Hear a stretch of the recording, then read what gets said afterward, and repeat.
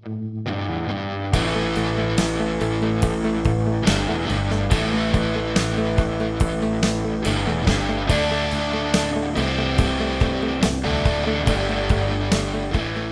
बाजार में अगर हम बजट फ्रेंडली सब 4 मीटर कॉम्पैक्ट एसयूवी की बात करें तो उनमें से कुछ गाड़ियां ऐसी हैं जो कि बेहद खूबसूरत है और उनमें से एक है रेनो की काइगर।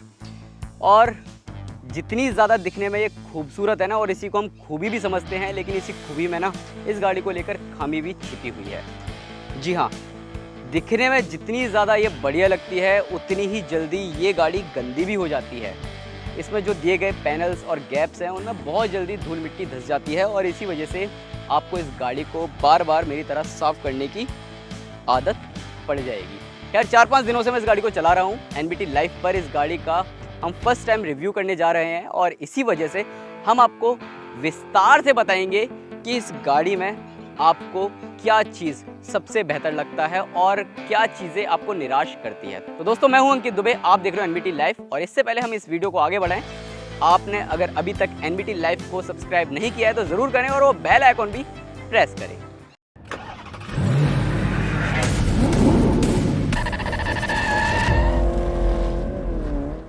तो दोस्तों, दिल्ली में तापमान हो रहा है करीब 45 डिग्री के आसपास और बाहर खड़े होकर शूट करना थोड़ा सा मुश्किल हो रहा है क्योंकि मैं गीला हो चुका हूँ। तो क्यों ना इस गाड़ी की सीधा ड्राइव पर चले और ड्राइव पर चलते चलते ही आपको समझा दें कि इस गाड़ी में क्या कुछ चीज़ें खास देखने को मिलती है और क्या चीज़ें हमें निराश करती हैं।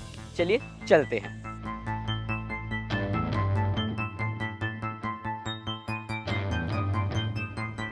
गर्मी के प्रकोप से बचने के लिए हम गाड़ी के अंदर बैठकर ही आज आपको रेनो काइगर का पूरा रिव्यू देंगे और समझा देंगे कि इस गाड़ी में क्या कुछ खास देखने को मिल रहा है। तो सबसे पहले अगर हम लुक्स और डिज़ाइन की बात करें तो इस गाड़ी को देखने में काफ़ी ज़्यादा आपको अच्छा फील होता है क्योंकि ये गाड़ी दिखने में बहुत ज़्यादा प्यारी नज़र आती है और फ्रंट से अगर आप देखते हो तो ऐसा लगता है कि क्विड ऑन स्टेरॉइड्स। जी हाँ, कि क्विड में स्टेरॉइड्स लगा दिए हैं, फूल गई है और वो ऐसा दिखती है। लेकिन कुछ एलिमेंट्स ऐसे हैं जो कि आपको बेहद आकर्षक नज़र आते हैं, खासकर अगर आप इसका ग्रिल देखते हैं या फिर आप इसके जो हेडलाइट्स है वो देखते हैं, वो काफ़ी ज़्यादा प्यारी नज़र आती है। इतना ही नहीं, अगर आप नीचे की तरफ भी जाते हैं तो जो छोटी सी ग्रिल देखने को मिलती है, फ्रंट स्किड प्लेट देखने को मिलती है, वो भी काफ़ी बढ़िया नज़र आती है।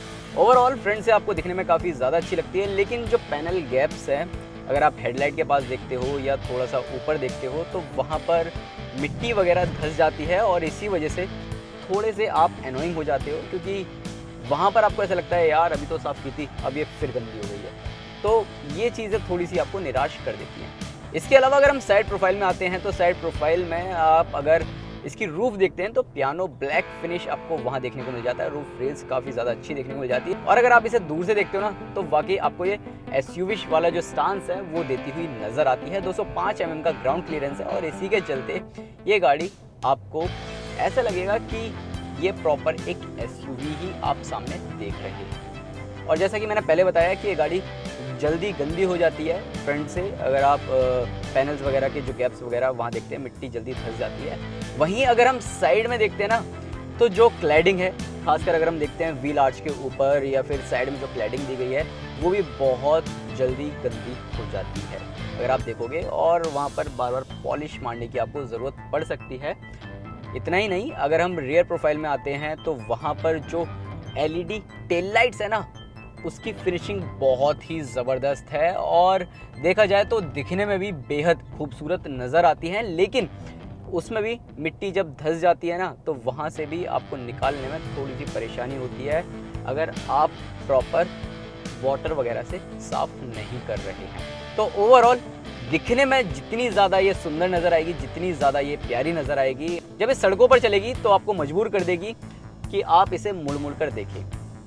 लेकिन सिर्फ एक ही खामी है कि जो पैनल गैप्स वगैरह हैं वो दिखने में तो बहुत ही ज़्यादा बढ़िया लगते हैं, लेकिन वहाँ मिट्टी घुस जाती है और इसी वजह से थोड़ा सा आप निराश हो जाते हैं। तो अब आते हैं इस गाड़ी के इंटीरियर में, और इंटीरियर की बात करते हैं तो इंटीरियर में जितना भी मटेरियल कंपनी ने यूज़ किया है वो वाकई काफ़ी ज़्यादा आपको स्ट्रॉन्ग नज़र आता है और अच्छी ग्रेड का लगता है।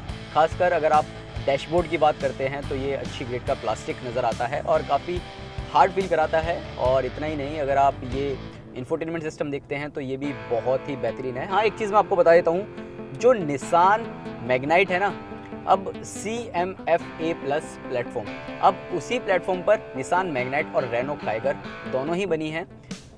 दोनों को देखने का नज़रिया अलग अलग हो सकता है, किसी को निसान मैग्नाइट ज़्यादा पसंद आ सकती है, किसी को रेनो काइगर ज़्यादा पसंद आ सकती है, लेकिन दोनों में चीज़ें बहुत ही ज़्यादा सिमिलर हैं, खासियतें ऑलमोस्ट दोनों की सेम हैं।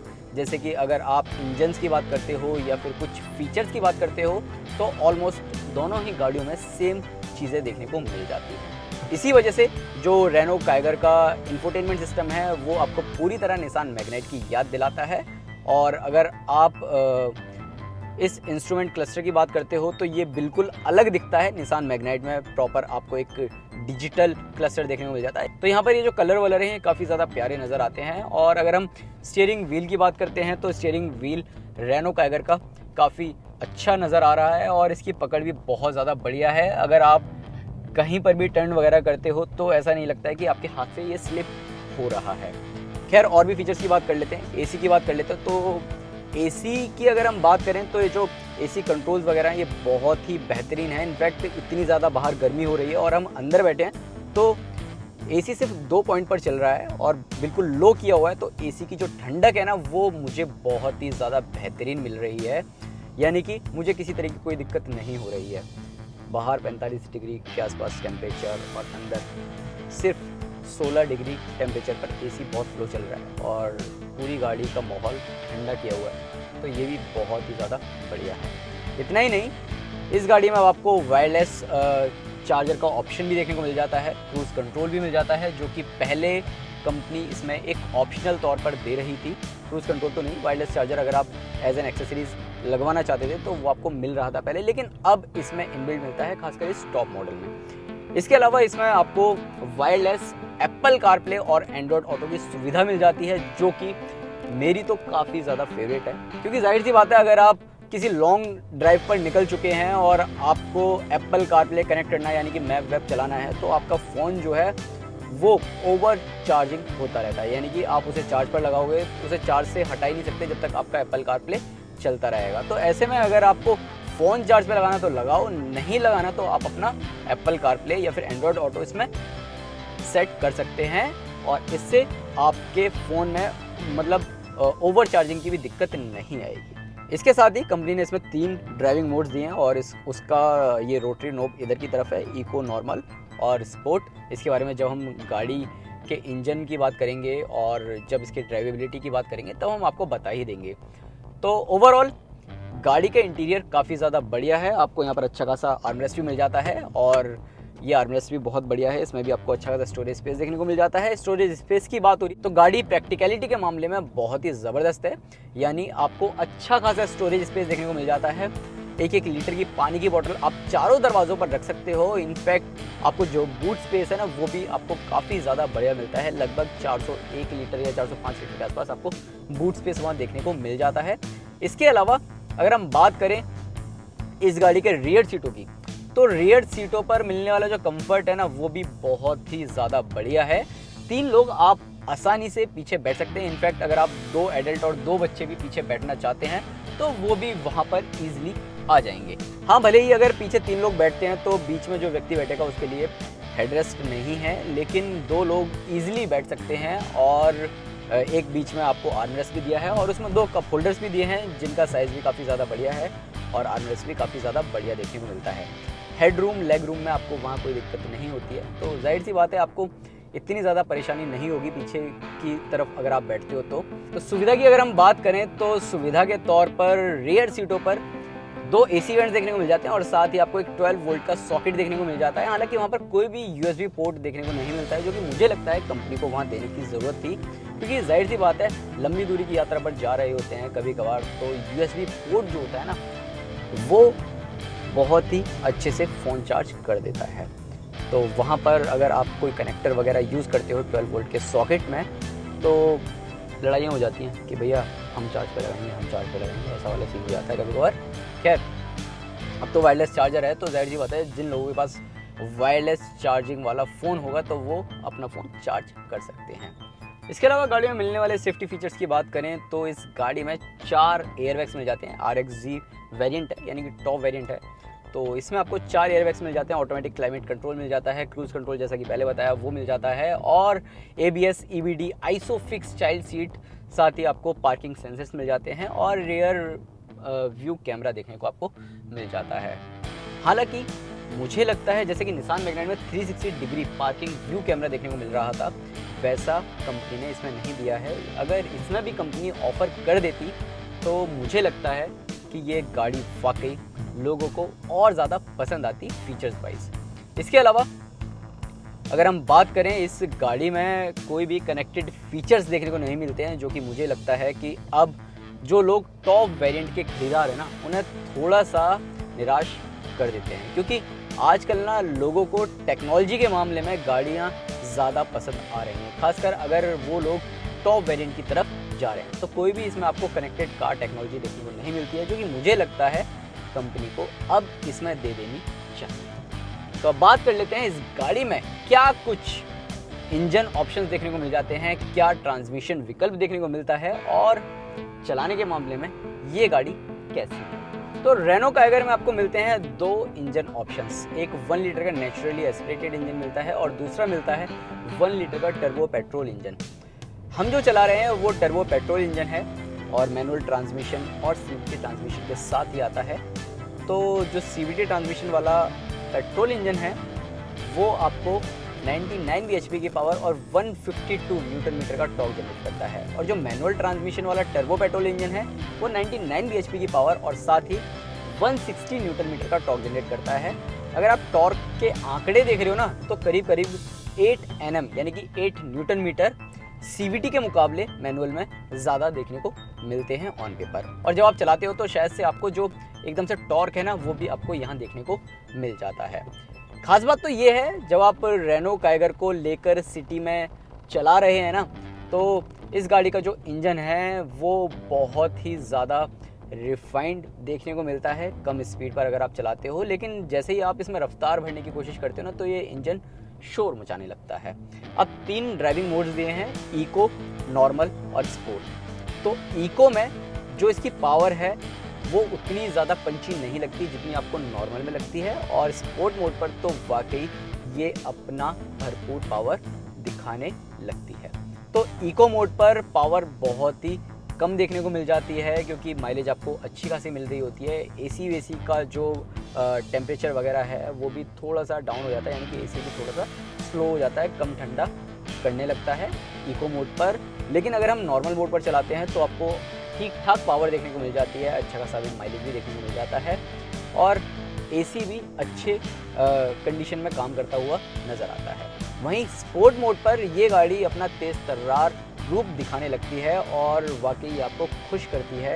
अगर आप इसकी पावर का भरपूर मज़ा लेना चाहते हैं तो स्पोर्ट मोड पर ही आप इसे चलाना पसंद करेंगे। लेकिन सिटी में अगर आप माइलेज चाहते हैं तो मैं तो ये कहूँगा कि भैया इको मोड पर लगाओ, और ये आराम से आपको 16-17 किलोमीटर प्रति लीटर तक का माइलेज आसानी से दे देगी शहर में। और अगर आप हाईवे पर चला रहे हैं तो ये आपको 18 किलोमीटर प्रति लीटर तक का भी माइलेज ऑफर कर सकती है। जी हाँ, तो देखा जाए ये जो टर्बो पेट्रोल इंजन है काफ़ी ज़्यादा इकोनॉमिकल है, लेकिन जो हार्शनेस और वाइब्रेशन है ना, वो आपको एक सर्टेन RPM के बाद दिखना स्टार्ट हो जाती हैं, जिसके चलते आप यही कहोगे कि यार गाड़ी चलाने में तो ठीक ठाक है, लेकिन इंजन की जो रिफाइनमेंट है ना, वो आपको हमेशा कम RPM पर ही देखने को मिलेंगी।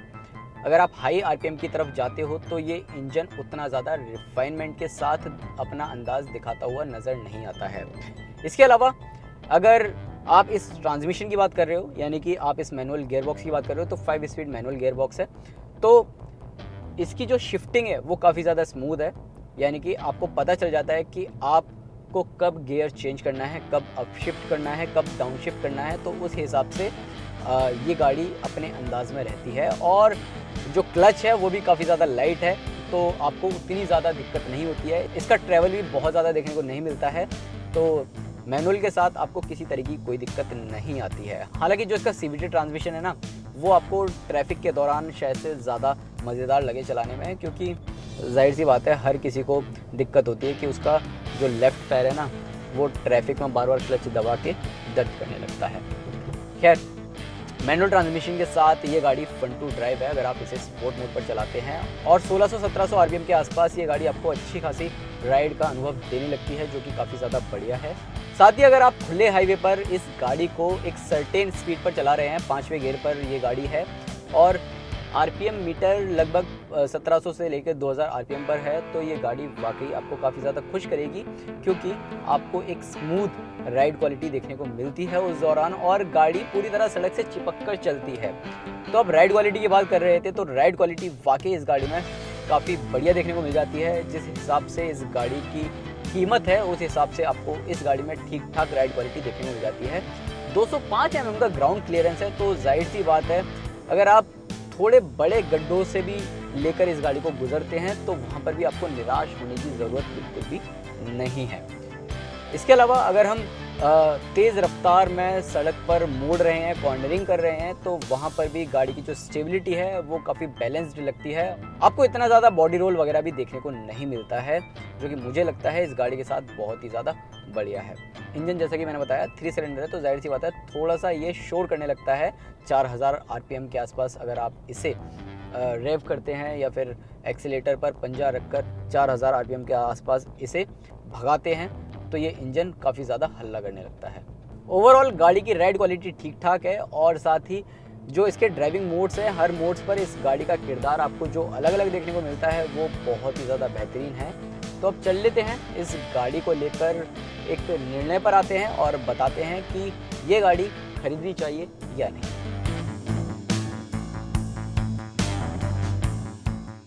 तो अब बात करते हैं फाइनली रेनो काइगर को खरीदा जाए या नहीं।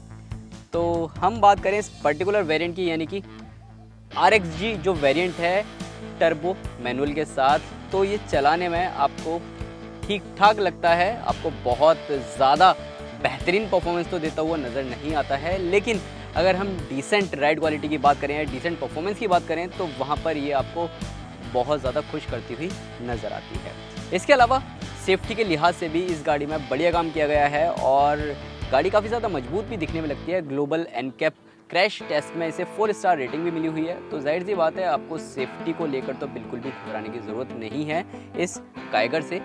तो ओवरऑल ये गाड़ी अच्छे पैकेजिंग के साथ आती है। इतना ही नहीं, आपको फीचर्स भी भरपूर देखने को मिल जाते हैं। हालांकि कुछ चीज़ों की कमी है जो कि मुझे लगता है कि अगर आप एक अफोर्डेबल सब 4 मीटर कॉम्पैक्ट एसयूवी खरीदने जा रहे हैं तो आपको थोड़ा बहुत तो कॉम्प्रोमाइज़ करना पड़ेगा ही, क्योंकि इस गाड़ी की जो कीमत है ना वो शुरू होती है 5,84,000 रुपये से, जो कि जाती है 10,40,000 रुपये एक्स शोरूम तक, जो कि डुअल टोन वेरिएंट है, CVT वाला, टर्बो CVT वाला। और ये जो particular RXG manual dual tone variant है ना, इसकी कीमत करीब है 9,50,000 रुपये एक्स शोरूम। तो दोस्तों आपको ये वीडियो कैसा लगा कमेंट सेक्शन में ज़रूर बताएं, और साथ ही अपने उन दोस्तों को भी ये वीडियो ज़रूर शेयर करें जो कि रेनो काइगर का एक डिटेल्ड रिव्यू चाहते हैं या जानना चाहते हैं कि इस गाड़ी में क्या खूबियाँ देखने को मिलती हैं और क्या खामियाँ नज़र आती हैं।